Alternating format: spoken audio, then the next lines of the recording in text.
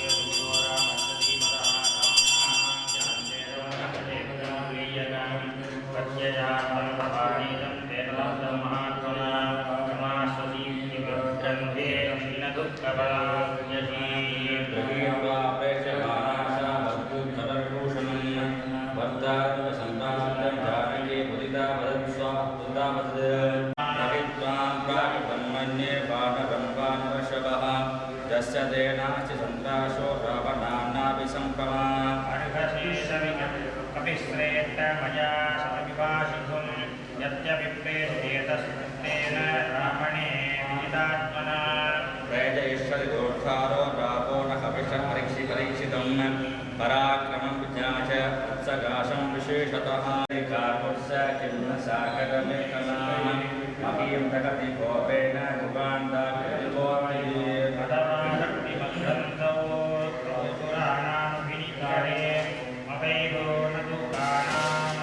कच्चिन्न कलिदर्कते उत्तराणि च कार्याणि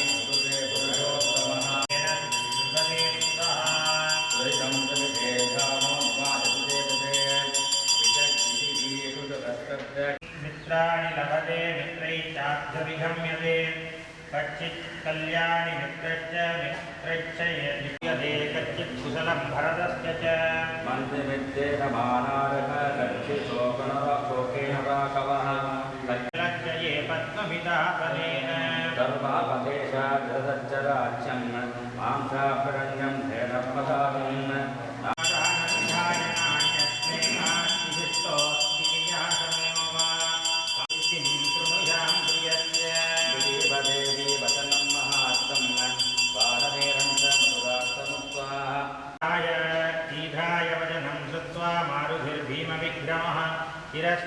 माताय क्षिप्रं प्रक्षन्ति वैदेही रामं प्रप्रवणे गिरौ तदत्पुदुमिवादीनं नाकपृष्ठस्य मूर्धनि नमां चन्द्राकभोगुंसे रजाति भवते वर्णं न किरीटान् न सरीसृपान् राघवोपनयेद्धात्रा पदस्तेनान्तरात्मना नित्यं न्यवारावो रामो नित्यं शोकपा जनाः नान्य चिन्तयते किञ्चित् तदुकामवशं ततः अनिद्रष्टसदं राम सुप्तोऽपि जनरोत्तमः सीते धीमधुराह्वानि व्याहरन् प्रतिबुध्यते रामसङ्गीत विनाशशोका रामस्य शोकेन समानशोका तन्मुखेषां बुधशेषचन्द्राणि देववैदेहसुधावभूपा विद्यार्थे श्रीमद् रामायणे वाल्मीकिये आदिकाव्ये सुन्दरकाण्डे षट्त्रिंशदर्गः सम्पूर्णम् अथ सप्तत्रिंशदर्गः सीतापुत्रयादनदोषौचित्यम् ॐ सीतादत्वजनं दत्त्वा पूर्णचन्द्रनिवारणं वसनैव शमोकिताम् लोकश्चाश्च कथापारं राघवोऽधिगमिष्यति लवमानं जित्वा सदापनं लङ्कामुन्मूलितां कृत्वा कदा द्रक्ष्यति मां सभाश्च सन्त्वरेष्वेति यावदेव न पूज्यते अयं संवत्सरकाल तावत्रा प्रविजय स्वयम् आशंसेयं करिष्येत क्षिप्रं मां प्रासते पतिम् अन्तरात्माभिशुद्धुद्ध सत्यज्ञया विक्रमच्च प्रभावच्च सन्धिवानरराघवे चतुर्शतसहस्राणि राक्षसानां जटाजनः जनस्थाने विनाप्राता शत्रुकश्च अश्रुसम्पूर्णयाना उवाचमशनं कपिः तत्रैव सोमख्यं चित्रमेषतिराकवः समो प्रगण्णं नगतीर्न हरिभक्तचरणं चुक्कुलाम् अथवा मोदयिष्यामि त्वामध्यैव पराणमे अस्मात् भुक्तादुपारोग मम पृष्ठमनिन्दिते त्वां तु भ्रष्टकथां दत्त्वा कन्तरिष्यामि सागरम् कच्चिदस्ति किमेवोऽहं लङ्कामपि शतावनम् अहं प्रप्रवहन्ताय राघवायाज्यमैदिली प्रावयिष्यामि तत्राय हव्यम् उत पिबानलः वैदेही माश्रमस्तं महाबलं पुरन्धरमिवाचीनां नागराजस्य मूर्धनि देव कलुधे मन्ये कवित्वं हरियूधव कथं पार्वतरैरस्त्वं मापितो नेतुमिच्छसि सकाशं मानवेत्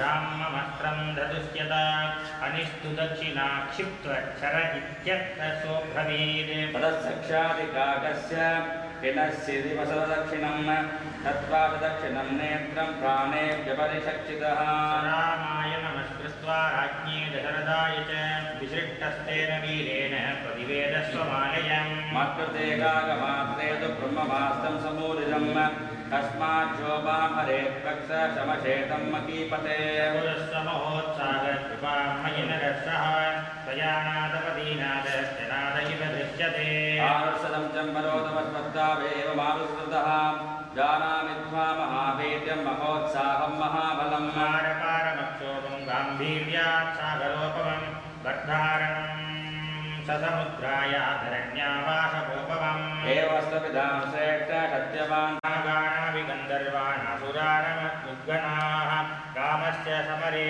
वेगं सक्ता प्रतिसमाधितुम् तस्य वीर्यवदक्ति सच्चित्यत्यसि सम्भ्रतभ्रमः किमर्थं तु नैष्टैष्णैषयं नयति राक्षसान् चातुरादेशमाताय लक्ष्मणो वावनं तपः पश्यगेदो न मां वीर ममैव दुष्कृतं किञ्चिन्महदस्ति न संशयः अविदौ यन्मां नावेक्ष्येते परं तपो वैलेख्यावचनं श्रुत्वा चरणस्सामृतपाशितम् अदाप्तवेन्महातेजो हनुमान् मारुतात्मजः पञ्चमविमुखे रामो देवी सत्येन मे छवे रामे दुःखाभिवन् तन्ने च लक्ष्मणः परिदभ्यते कदचिन्तिद्भवद्येष्टा कालप्रचोदितम् इमं मुहूर्तं दुर्गाणां रक्षयस्सन्ति मन्दिरे पुरुषत्याज्ञो राजपुत्रौ महाबलौ तद्धर्षणक्रोत्साहो लङ्काभस्मीकरिष्यतः अद्वायतमहे क्रूरं रावणं सगबान्धवं राघवस्वां विशालाक्षी नेषधि स्वां कुटीं प्रति योगी यद्राघवो वाच्यो लक्ष्मणः स महाबलः सुग्रीवो बालिवेदस्वी करजोऽभिषमाघवम् कौसल्यालोकबन्धारं शुशुभेयं मनस्विनीं तं ममार्ते गुगं प्रचुर्वन्वस्ततेजामि मातुर्वर्मा समाचरन्